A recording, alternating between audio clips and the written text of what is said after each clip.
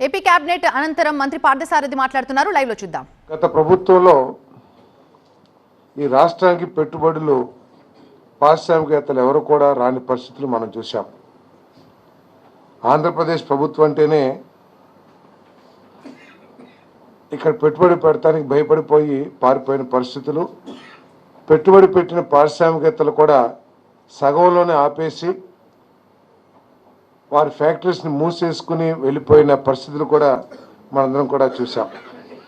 ఆఖరికి ఇంటర్నేషనల్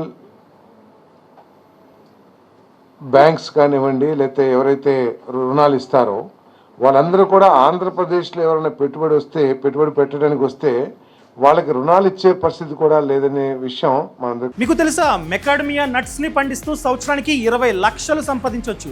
అది ఎలాగో మీరు నేర్చుకుందాం అనుకుంటున్నారా? అయితే ఫ్రీడమ్ యాప్ ని డౌన్లోడ్ చేసుకోండి.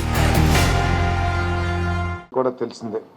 ఈరోజు అటువంటి పరిస్థితి నుంచి పూర్తిగా పరిస్థితి మారిపోయి పెద్ద పెద్ద పారిశ్రామికవేత్తలు, పెద్ద పెద్ద యూనిట్స్ అన్నీ కూడా మన రాష్ట్రం వైపు చూస్తున్నాయని చెప్పేసి మీ అందరికీ మనం చేస్తాను. దాంట్లో భాగంగానే ఈరోజు అనేక ప్రతిపాదనల్ని ఆమోదించడం కూడా జరిగిందని చెప్పేసి తెలియజేస్తా ఉన్నాను. మరి 1 million metric tons per annum green hydrogen ఆధారిత గ్రీన్ అమోనియా తయారీ సామర్థ్యం గల messes AM green ammonia India private limited కాకినాడలో ఏర్పాటు చేసేందుకు చేసిన ప్రతిపాదనకు మంత్రి మండలి ఆమోదం తెలిపింది. ఈ ఫ్యాక్టరీని ఇంతకుముందే రాష్ట్ర ప్రభుత్వం ఆమోదించిన గ్రీన్ ఎనర్జీ పాలసీ ఏదైతే ఉందో ఆ పాలసీకి అనుగుణంగానే దీనికి మరి ఆమోదం తెలపడం జరిగింది.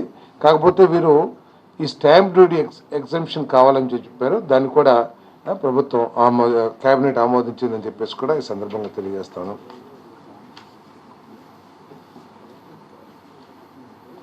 అదేవిధంగా సౌత్ ఇండియాలోనే మొట్టమొదటి solar, wind, battery storage integrated project